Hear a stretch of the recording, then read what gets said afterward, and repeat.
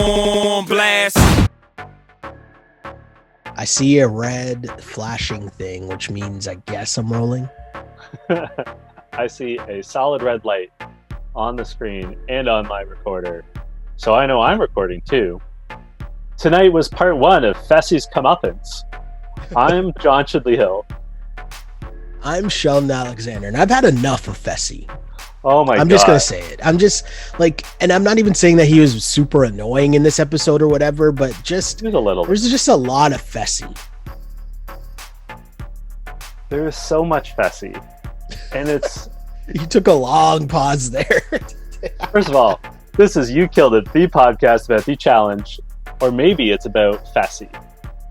And what's funny is, I would say that Fessy was involved in 75% of what was discussed on part one of the reunion.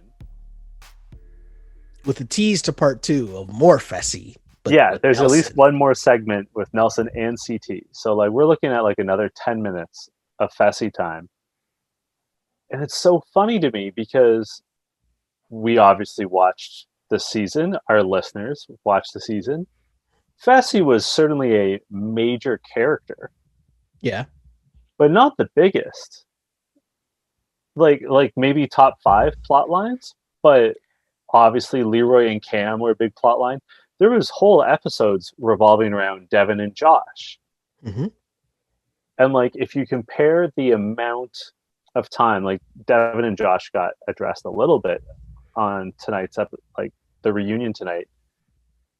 But nothing compares. Like, are they grooming Fessy to be like the next villain? Because I'm gonna be honest, I don't think he makes for great TV.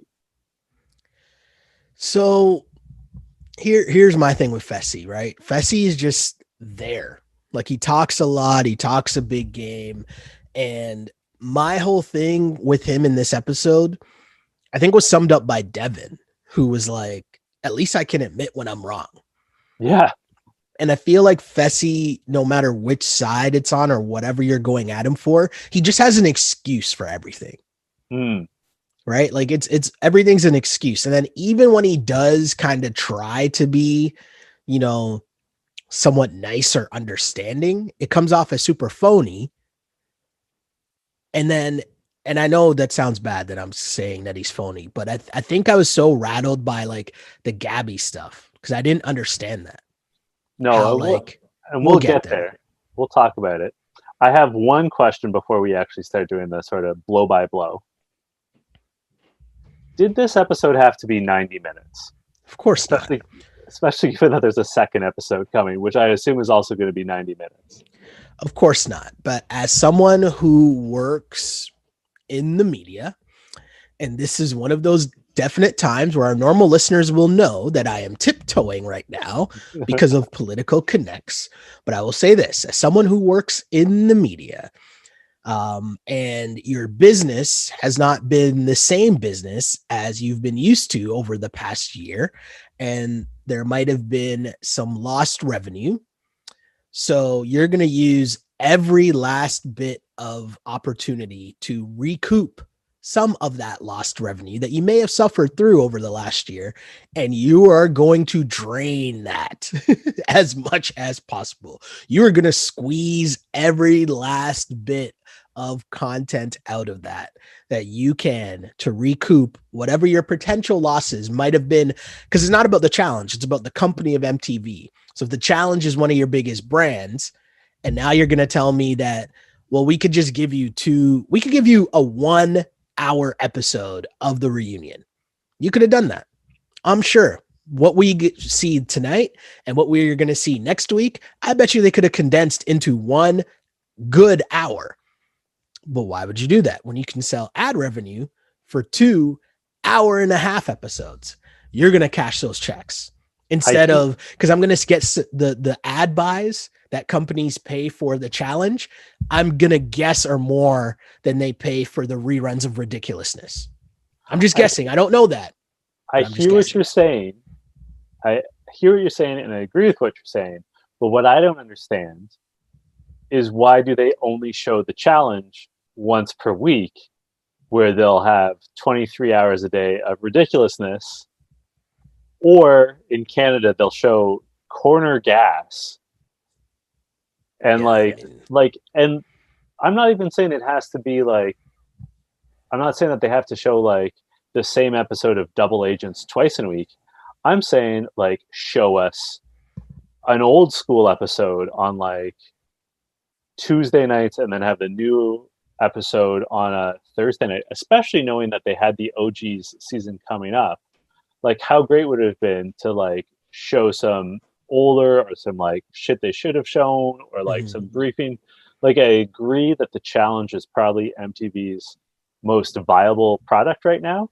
I just don't Okay. understand why they're choosing to maximize that profitability with 3 hours of reunion instead of having less ridiculousness every week and having more challenge every week in different forms, whatever that might be.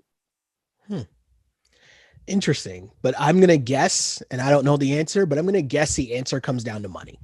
Either you have to pay more money to the people who are on set episodes Oh that yeah, you're royalties. replaying, because I bet, you know, I don't know how the contracts work for the challenge, but in normal television, like let's say Friends or whatever, right? Once your show gets to X amount of episodes or gets into reruns in syndication, that's more checks for the people who are on said show. So I don't know if you end up re-airing on television episodes of the challenge, do you have to pay those people? Hmm. Maybe you do. I don't know. I don't know either. What I do know is that the first topic of conversation, led by our host Vernon Davis, who Super I'm Bowl champion. who I'm sure you were excited to see. Um, I mean, sure. aren't I you a was just Niners like, fan? why? I just forgot. Like when he popped up again, I was like, oh yeah, I forgot that this was a thing.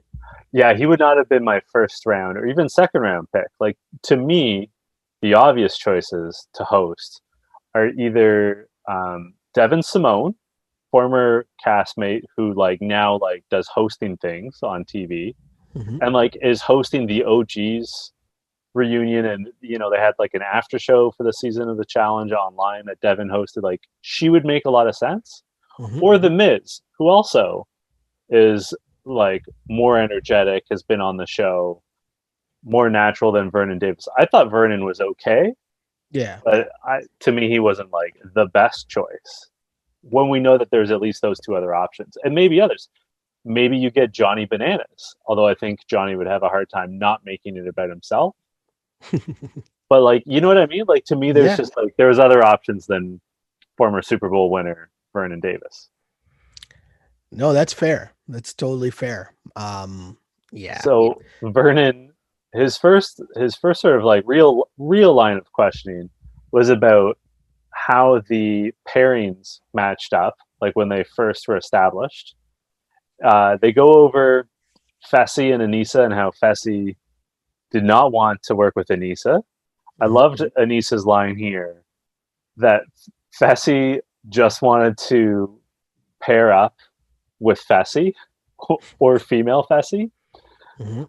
Then, of course, we went back over CT's decision to not pick Cam, and CT owned that he's not the best at high pressure decisions, which is kind of surprising if you think about like his chosen profession, which you know, kind of high stakes. I guess I I mean, guess what he's saying he normally has time to think about things. I also think that was just a cover, right? But what I was interested in thinking back to the CT thing was, if CT did pick Cam, do you think that he would have made it to the final? No, I mean I think you and I discussed that last week. I don't think he would. We did a bit. We did a bit.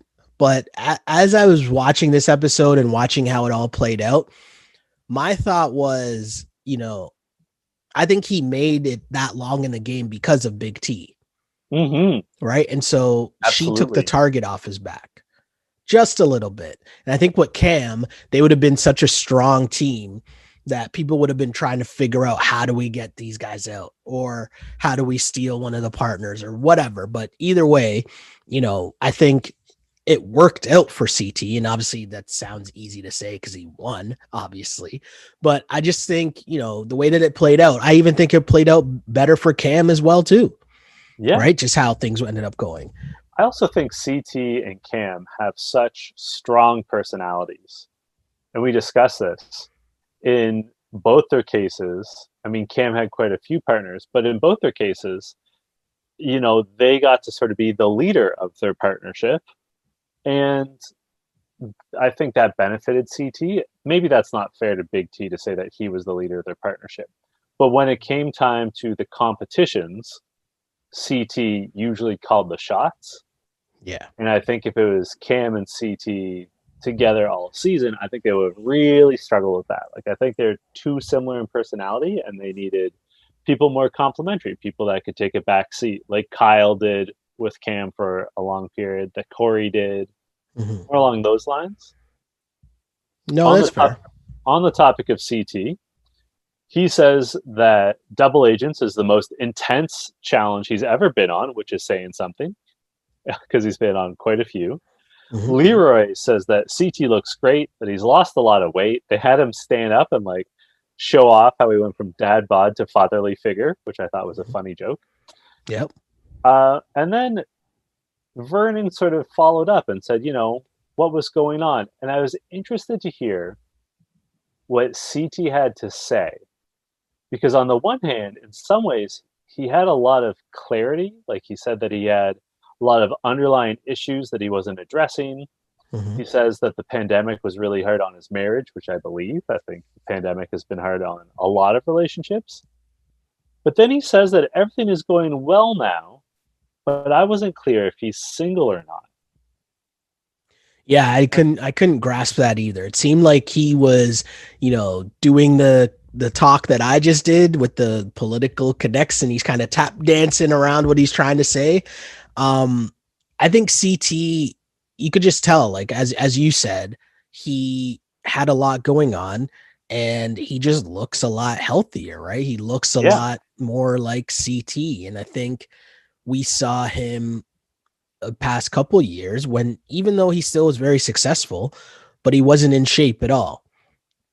And I think he knew that bottom line, right? Like taking care of your body, taking care of yourself, getting back in better shape for CT, overall that helps because you're helping yourself being more healthy, but also you're helping yourself go on this challenge show, which is there's a lot of physical stuff that's involved in the game, right? Yeah. So it's like two birds, one stone, but really it's like a million birds with one stone, if that makes sense. You know what I'm Hmm. saying? And especially to keep up with your man's like Fessy. Well, he's also, CT's a father now. He's a smoker and Mhm. carrying around that weight. That's asking for heart problems. Yeah. So, like, good on him for the sake of his family, for the sake of his son, Hmm. for taking better care of himself. Yeah. Casey had to take care of herself after the final. She revealed that she ruptured her patellar tendon and needed Jeez. surgery after. Hmm. That's super bad. Like, that's a bad injury. Yeah, it is. And you knew it was something really bad. Like we knew that already, but I think, to have her say it and to, relive that moment and let them have the moment as well, where more importantly, they crushed Fessy. Yeah, that's Um, really important to me, crushing Fessy. yeah, I mean, at the end of the day, he can say so much, but like he just had more excuses, right? Like, why didn't you eat? Oh, well, she had a hurt leg and I knew that she couldn't walk. It was like that wasn't the question. And also, it was correctly brought up that when he was partnered with Anissa and Anissa wanted to win, he also didn't eat. Mhm. I have to give a shout out to our listener, Carrie, and I hope I'm saying your last name correctly, Carrie. Carrie Guerra. I'm very bad at rolling my R's. I know it's supposed to be a rolled R. She said that Fessy appeared on the official challenge podcast with Anissa and Tori, Mhm. and he admitted that he doesn't really watch the challenge, and so was not aware of CT's performances in recent history. And Carrie speculated that he also would not be aware of how important it is to eat gross food on the challenge, which I mean, first of all, thank you, Carrie, for letting us know. And it's also just nice to know that like it sort of confirmed our suspicions that our guy Fessy hasn't done his research on what the show is all about. Well, it's still the clip they played of him being like, I don't think anyone can beat me in a physical elimination, blah, blah, blah. And he's still going on. It's not like he backed down from it. It's like, dude, you just lost again. And I Mm-hmm. loved how Devin was just like, dude, you're making fun of me and saying I suck, but I've also come in last in 2 finals just like you, Yeah. which I thought was hilarious.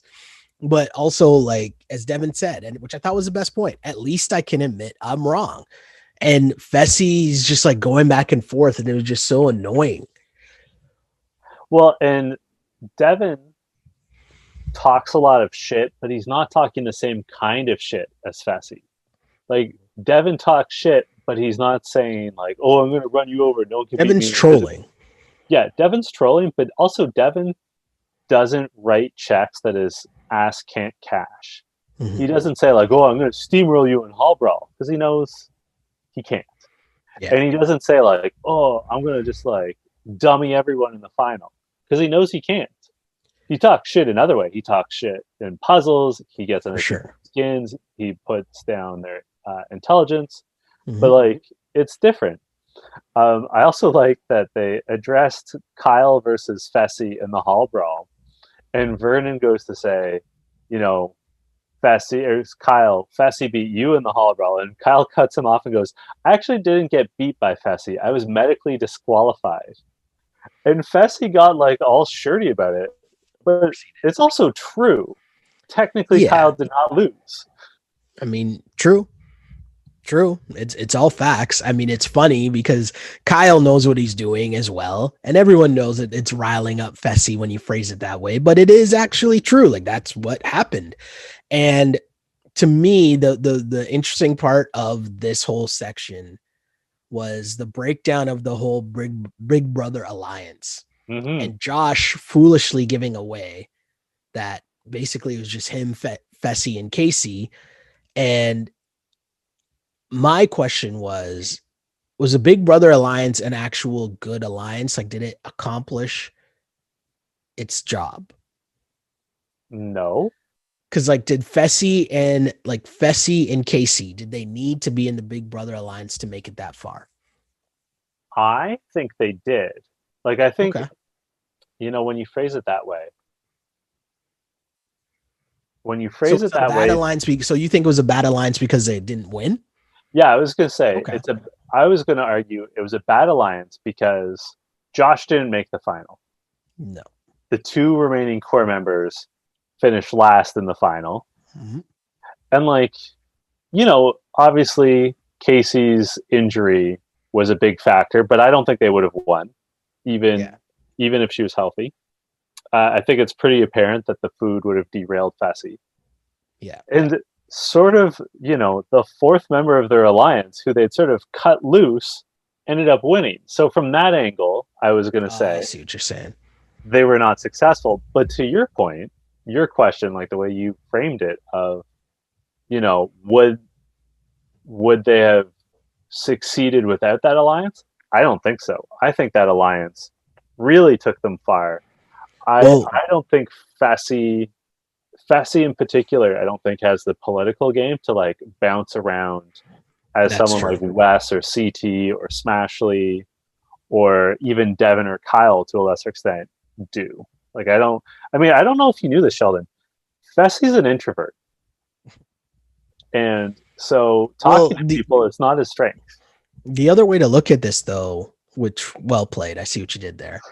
But the other way to look at this too was okay, so you had Fessy, you had Casey, you had Amber, and we find out Nani was not really working with them, but she was affiliated. Mm-hmm. And so if you look at it from that perspective, that's 4 people in the finals that were at least affiliated with the Big Brother Alliance. So I guess it did do its job to a certain extent. I feel like the people that made it to the final, though, played the politics the right way, Yeah. right? Like Josh was with Casey and Fessy, but he was just too loud, right? Mm-hmm. Amber was affiliated with them, which was good for her game because she obviously went far as a rookie. And Nani, who's a vet, went super far by partnering with them as well or being affiliated with them. So I think in that instance, when I look at it, I think, yeah, I guess they did do a pretty good job, I guess. I also think, though, from my perspective, I think Cam and Leroy did a better job. Mhm. And to some degree, Big Brother was along for the ride because Casey and Leroy were partnered for most of the season. No, that's fair. And I I mean, mean, and also, I'm not going to say anything negative about Cam and Leroy. So no, if that's what you're waiting for, it's no, not going to I happen. would not. I'm I joking. think I'm joking. I think they are America's and dare I say Canada's sweethearts. We looked a little bit at the history, and I forgot. I want people to message me and be honest. Message wherever you listen to the pod, message us in the DMs. I want to know if that whole segment of this reunion got anyone. Because I'm going to be honest, and maybe it's the emotional state of everything that's going on. And I know our American friends, some people who are listening to this, your shit's wide open. You guys are out there living your best lives again. That is not the case here where we're at right now. It's a bit of an emotional roller coaster right now. So I don't know if that played a part in it, but I got to admit, when they cut to Nani and Nani was talking about it, I was like, yo, is the challenge reunion about to catch me in my feelings right now? Like, is I, that a thing that's about to happen? Like, it was an emotional moment. And I it guess was. it's because I've seen the whole thing. We've watched the whole thing. I forgot how nasty that one reunion got between them, Yeah. where you know Leroy said, I just want to smash and everything. Mm-hmm. I forgot about how nasty that was, and I'm not gonna go so far as to say it got me in my feels, Mm-hmm. but it definitely was like I'm a romantic at heart. I don't know if we talked about this enough, Oh, Sheldon. I just love love. Like I'm a listen to big this guy. big romantic, and Ladies, are you listening? Are you listening, ladies? Just saying. and to hear Leroy say things like Vernon asked him, how do you turn that around? And he said, I prayed a lot and I found accountability. And like Ashley relating how she has her manifestation journal and he wrote in Ashley's manifestation journal, like, I'm manifesting Cam. Mm-hmm. Like it was so powerful and cool to see how they both were like, we care, there's something real here, we care about each other, we're going to find a way to make this work, like we're going to be Yeah. vulnerable with each other, we are going to like face this head on together. Mm-hmm.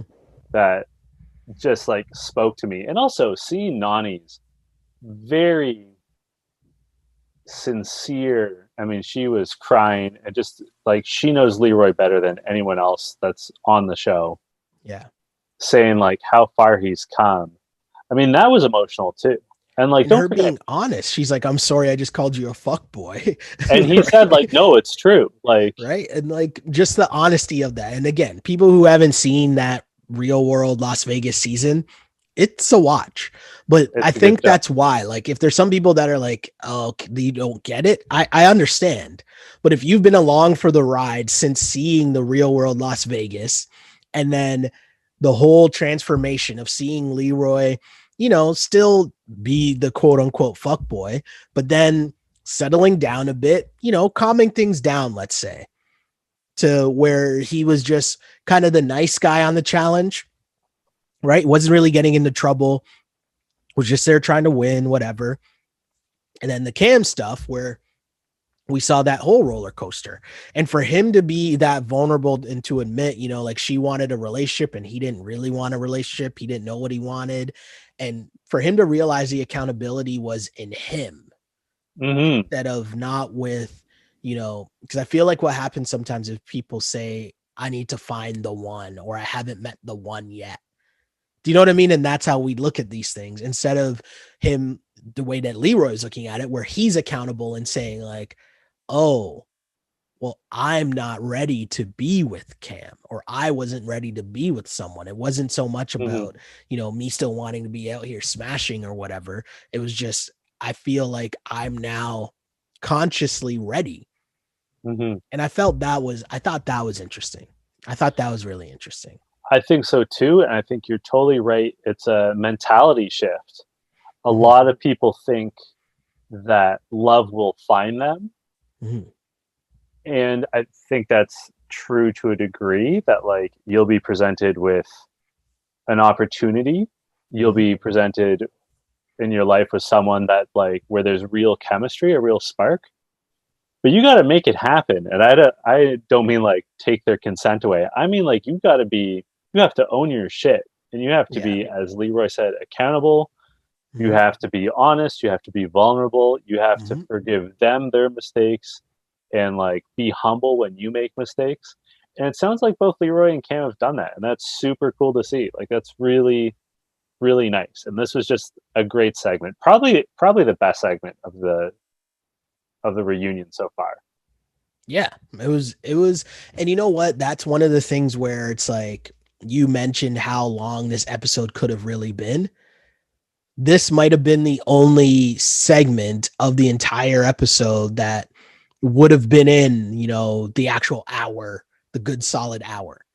There are Yeah, some other things, but you could have done like a super cut of just Fessy getting dissed for multiple things. Maybe I guess the Fessy and Tori stuff, but whatever, like one thing we always speak about, Sheldon, whenever there's a reunion, is the fits and how well people are dressed. okay. And I have to tell you, in my opinion, and fashion is subjective, this was the best dressed the cast Wow. has ever been, in my opinion. Interesting. Okay. Like there was no one where I was like, oh my God, what are you wearing? Hmm. Interesting. How did you feel about the outfits? See, I didn't notice anything to be like that drastically different. I thought everyone looked good, but I always think everyone looks good.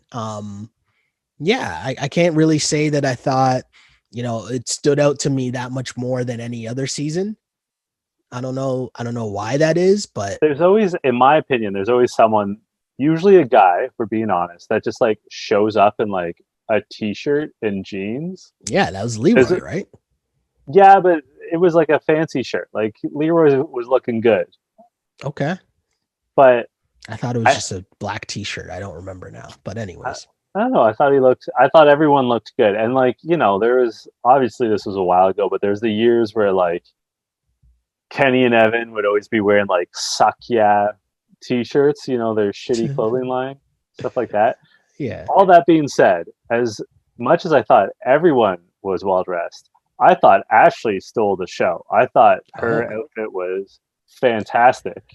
Who made the comment? Come on, girl, you can't be crying in that Anissa outfit. did. Anissa, yeah. Anissa did. Anissa might have been like the MVP of this episode. She was heavily Oh, involved, but had all the like she had this like aura of swag and just like confidence of like you can't say that to me. Like it was just a different like vibe Anissa was on. I don't know. she was she was laying out great, like legitimately funny lines, Mhm. especially just dunking on Fessy, which hey, God bless her. What But was the also, line when she said Fessy was like, "Oh, you walked in on in me, you walked in on me in the shower," and she was like, "I didn't walk in on you, I was invited." It's like, yeah, oh, great lines. yeah, She also said about Fessy pretending to eat, "You were being a whole actress." Just Anissa was killing it. I thought Devin yeah, had some good lines. He tries just like a touch too much, but he still had some great lines. yeah. Um, I did want to talk about Ashley a little bit more, not just because of her outfit, Okay, but I was interested by what she had to say about Nelson and how she was hurt that Nelson has been her friend, she hmm thought, until she actually saw the show, and then he was calling her a snake. And I have to say, I I can't believe I'm going to say this. I understood where Nelson was coming up to a point, but also Ashley's 100% right because she never quite phrased it this way.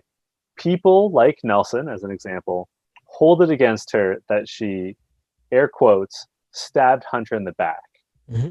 My contention is that she stabbed Hunter in the front. That I like that. she I like made that. it clear all along that she did not like Hunter. Mm-hmm. We had Marie on after that finale, and she told us and our listeners that throughout that final, Ashley said, like, I hate this guy. If I get the chance to steal the money, I'm going to steal the money. And again, and like a lot of people backed Ashley up on this reunion. Who else has she betrayed? She's been a It's straight crickets. shooter. She has an unfair, bad reputation. Straight crickets, right? Straight crickets.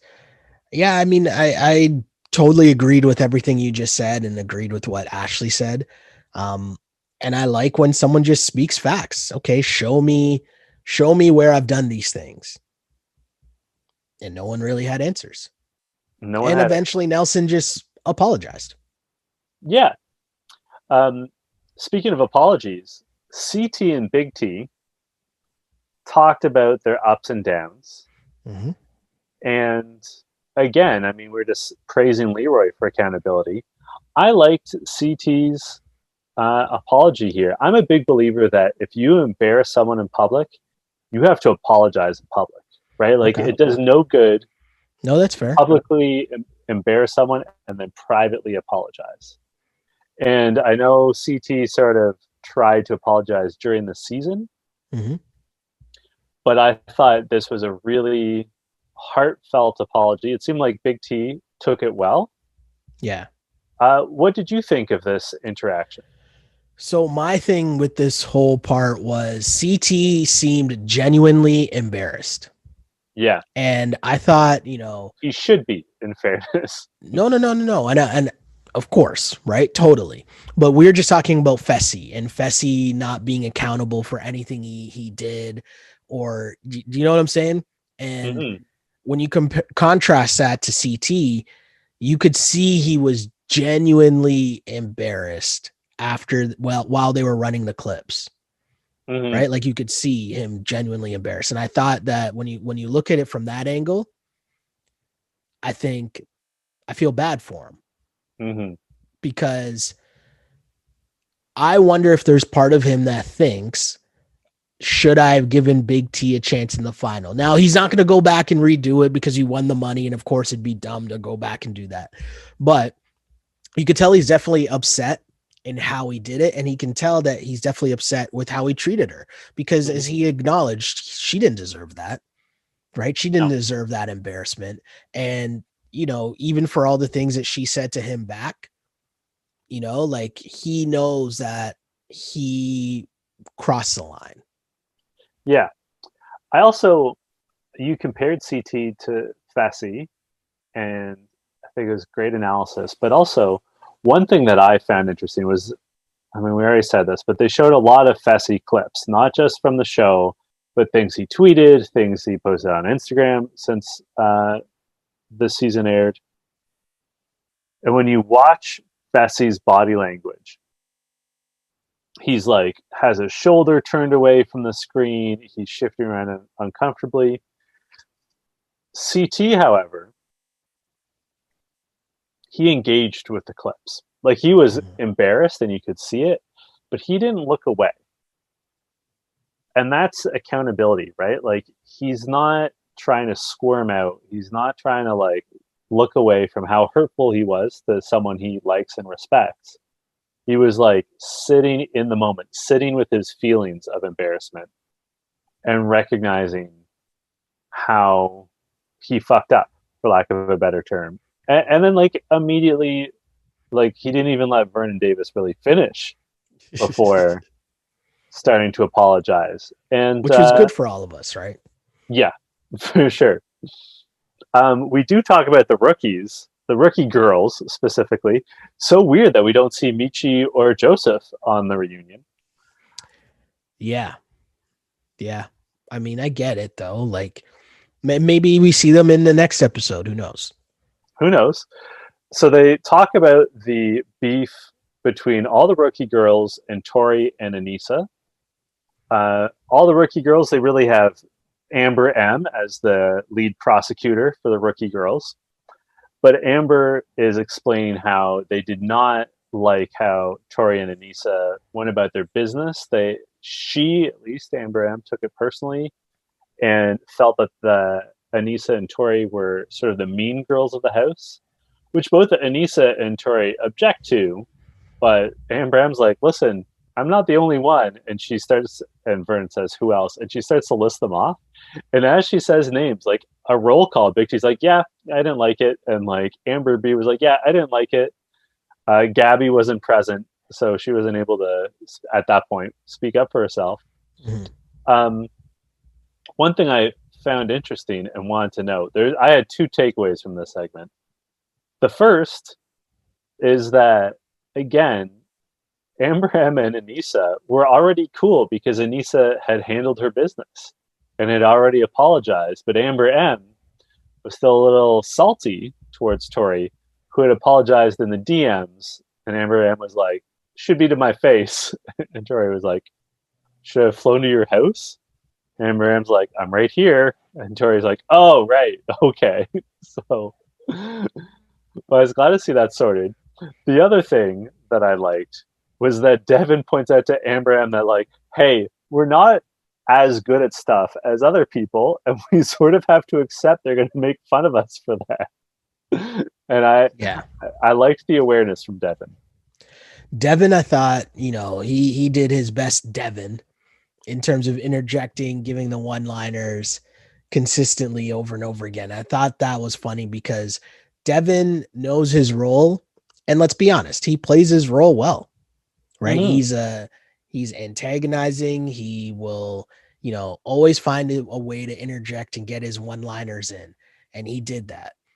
The thing that interests me the most, like Tori had a bad season, right? Like we've discussed that before. She had a horrible, horrible season, right?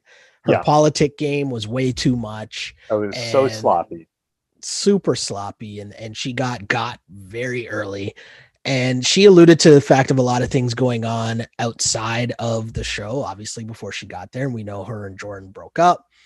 And with all that said, though, I found the whole back and forth between, or about Fessy and Tori super interesting. That's one of the things I found funny, just because, they were on vacation together and then, they were super friends, but they're talking about, no, we're friends, we're friends. And I thought it was just weird. But then I also wondered if like they're just playing the game. And by there, I mean Tori. Mm. Like, was she saying things just to kind of make it more of a storyline? Because to go this whole thing and be like, oh, we're just friends, we're just friends, we're just friends. And she's like, I'm not going to say that shit didn't get weird, but we're friends. And it's like, wait, what? Like, what does that mean? And also, I don't really care if that makes sense. No, Tori, that I makes total think sense. I I think I love liked Tori, Tori in but the I'm so sick beginning of when she that. came on the challenge, but the longer she's been on the challenge, I've become less and less of a Tori fan. Wow. Yeah. Can you Like I expand like on that Tori in the for a while? beginning. I don't know. I just find her like she talks a very big game and doesn't really back it up. And we've seen multiple seasons in a row where she struggled. Yeah. She had the run. So what was that? War of the Worlds 2, where Yeah. she just lost. She lost in the finals, right? She didn't make it to like the very end, Mm-hmm. right? And Jordan won, but she was pretty close then. And they had a great season, her and Jordan for sure. But outside of that, was it right? She struggled. And I think, I mean, maybe too, this could be a thing. Maybe even the illusion of her being into Fessy makes her less attractive. It certainly makes her less likable. Do you know what I'm saying? I Um, do. but that leads me to Fessy and Gabby. unless you still wanted to talk about Tori, because I definitely think something did happen in the house. They just didn't show it. Really? Yeah. Like I think a lot of things happened in the house and they didn't show it. Like, why wouldn't they have shown Fessy pulling the shoe off of Devin?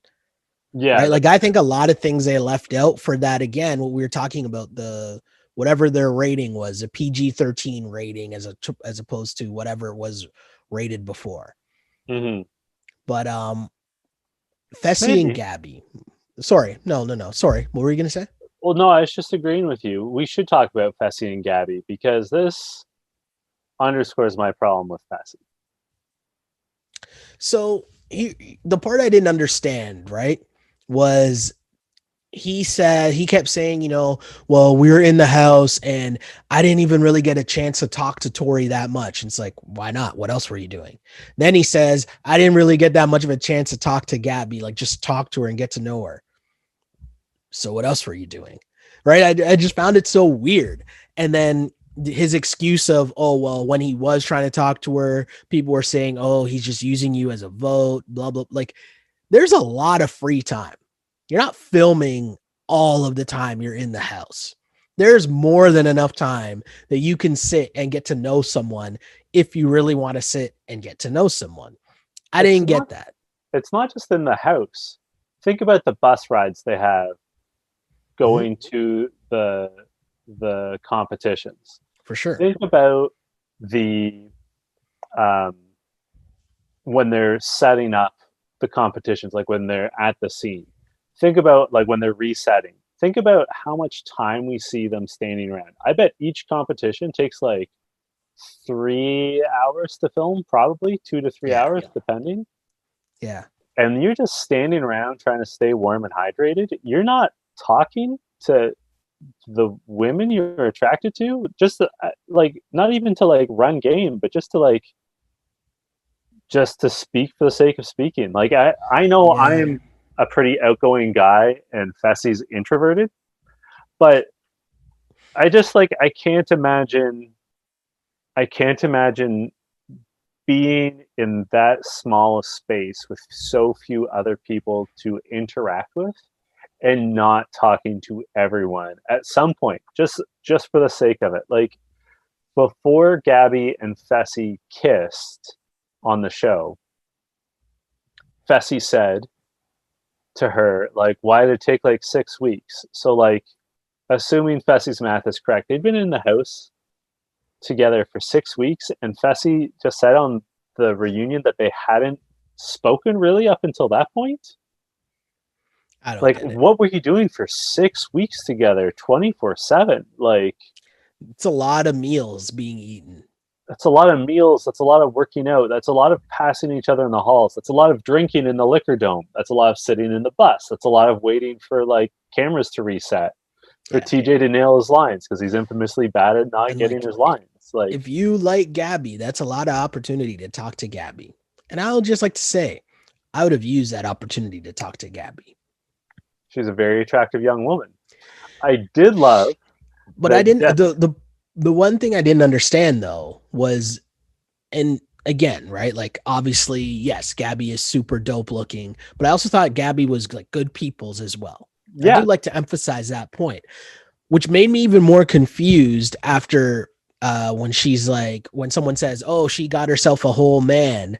And then Fessy was like, well, actually, she got half a man. And everyone was kind of confused. And then the conversation drifted. And I'll give Vern a lot of credit because Vern got his Oprah on here. And Vern was like, wait, what did you say, Fessy? He's like, oh, I didn't say anything. He's like, no. You said that she got half a man. What does that mean? He's like, I never said that. And then everyone's like, you literally no. You just did. just did say that. Shouts to Vern. I got to give Vern credit for that. And we're like, what does that mean? And he's like, he's short. And I was kind of like, really? That's what? So hold on. You didn't have that much time to actually talk to the girl in the house. Then when you did, you make out with her, cool. Then you guys leave the house. Obviously, you live in different countries. Cool. I think they said they DM'd each other or something, maybe. He called her Called when he her. got his phone back. Yeah, he called her when he got his phone back. She clearly wasn't, and this is me projecting. Okay. Clearly she wasn't as thirsty for Fessy is my assumption. And I'm saying this from Fessy's point of view, right? Fessy came out of the house. He called her and expected her to be like, oh my God, Fessy, I love you. Where are you? Let's hang out. Let's meet. And that wasn't the vibes. And so that's why he turned sour that now she is a man. And to do the whole, oh, that's your man when like you had 6 weeks, bro.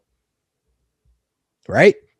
Yeah. It just like it was just a lame move. And especially to do that under your breath on a reunion show on TV and homegirl's not even there to like actually talk to you. You could tell she was struggling to hear properly over the Zoom call.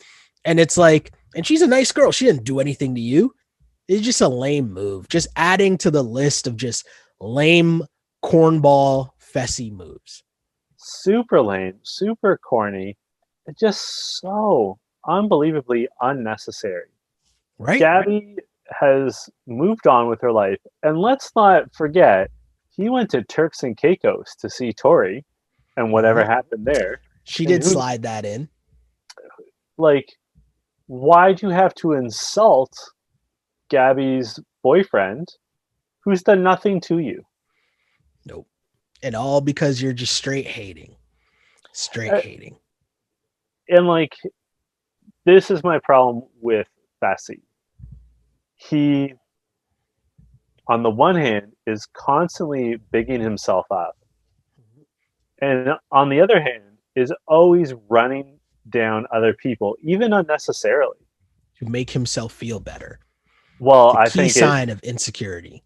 I was going to say, he's clearly a very insecure person. Gets his validation from demeaning others, whether it's CT and saying CT's old and washed and whatever. And he's a new guy. Like he couldn't just say that he's a good competitor. He had to say he's a good competitor and CT's washed.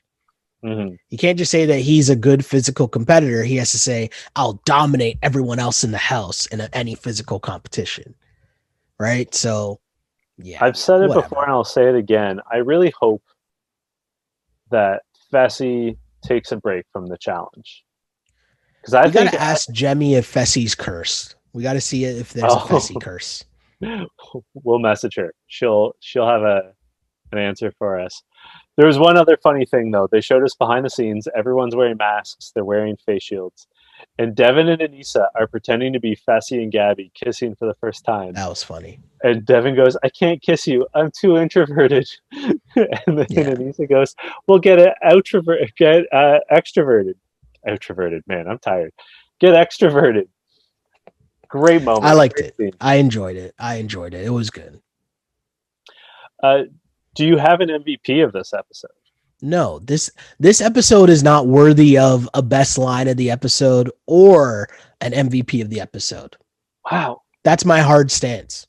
I'm going to say, for me, Anissa was the MVP of the episode. Okay. Because I thought, as always, I think she's a tremendously classy, gracious person. Like, I'm a big Anissa fan. I thought she carried herself well, and it wasn't just how she carried herself in the reunion, but also, like, it's clear that everyone likes her and respects her. And also, she had some great lines. She spoke truth to power, and more than anyone, she dunked on Fessy, who sucks. Yeah. So I did all that without even giving Fessy the LVP because he doesn't even deserve that. I just want him off our TV screens. Agreed. Where can the good people find you on social media?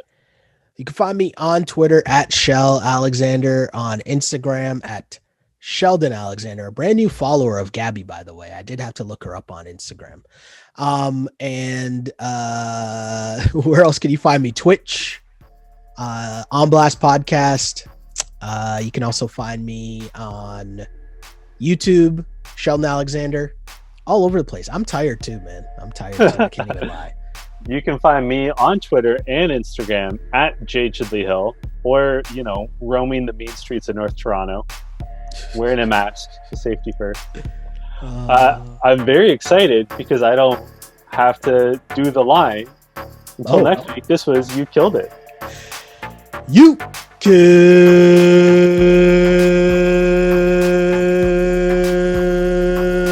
it. Master is back, baby. On blast.